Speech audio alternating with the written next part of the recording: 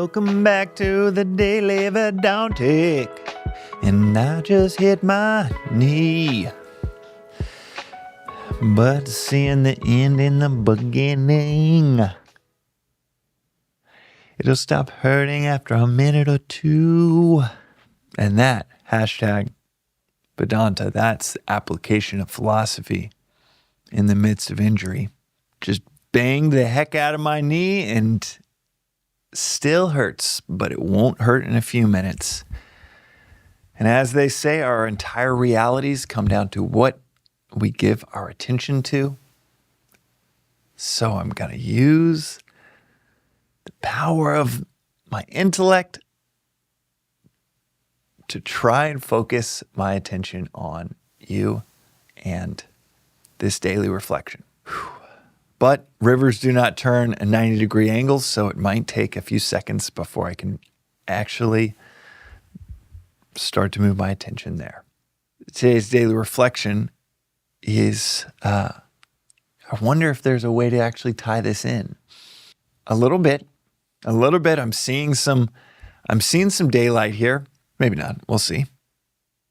But today's reflection that I outlined that I want to talk about with you is on divine discomfort. Divine discomfort, that is that period of time, that experience when you know you're doing something for a higher ideal, where your lower ideal might suffer, where you are, let's say, reorienting why you're doing what you're doing for your coworkers, for the ever-expanding ring of identification, instead of just pursuing name, fame, wealth, position for you. Maybe you're pursuing your professional career for your family, to do a great job, to do it for the satisfaction of mastering a craft, to do it for your community, your state, your country, humanity, all living beings. This is this ever-expanding ring of identification that Swami Parthasarathi will talk about often. And in fact, it's one of the greatest, such a easy plug for, if you go to vedantaworld.org, we'll put it in the show notes, his daily lectures. It just cultivates, it's like a systematic approach to aligning one's life where it just happens without even trying, where you start to grow in your identification with those around you. And it doesn't just stop at the four walls of your home and your family. It just keeps going. But there is this divine discomfort whenever we are reorienting to a higher ideal.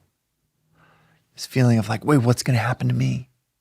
If I start doing my work for my coworkers, for the mission of the company, well, who's going to look out for me? That is the divine discomfort.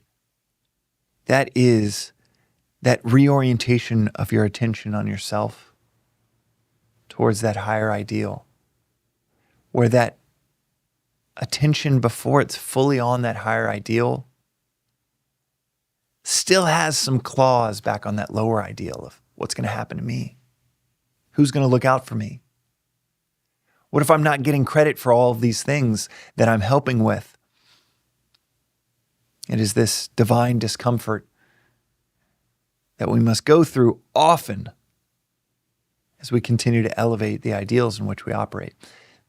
An example that I think about so often when we can't go through that divine discomfort.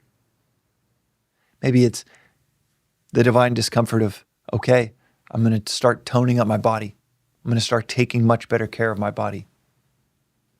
I live in my head all the time. Now I'm going to start living with a stronger foundation in my life with my body, instead of just, I know this so well, in my 20s, it was just all in my head. I paid so much attention to my mind and my mental well-being, my comforts, my professional pursuits, that I did not invest in my body, and ended up with just gnarly lower back pain for years because of a poor foundation. such a distraction from any of my mental or professional pursuits, including philosophical pursuits, because it hurt to sit down. It was a distraction in my quiet study each morning, much less during the rest of the day and being a parent of 3 little ones running around. But I remember our second born child, our daughter Marley. She loved her pacifier. And that pacifier, over time, her teeth started to come in, and the doctor looked at the wayward direction of her teeth coming in, all kinds of strange directions. And she said, all right, you got to stop using the pacifier. It's making her teeth come in all these weird directions, and you got to stop letting her use the pacifier. That pacifier, the utility of it is that it pacified her whenever she was crying. But it had this unintended effect of her developing around this pacifier, around this physical object, to where her teeth weren't coming in how they're supposed to. And I think about that example all the time when we reach for our pacifiers. What dysfunction is it causing in our natural wiring because we reach for social media to distract us, jump into our work because we can't sit quietly alone,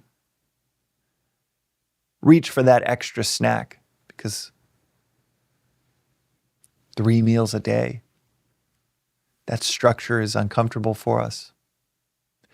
What is that divine discomfort that you can't handle, you feel like you can't handle, that's causing all of these wayward byproducts, side effects in your life? We ended up taking the pacifier away from our daughter, Marley.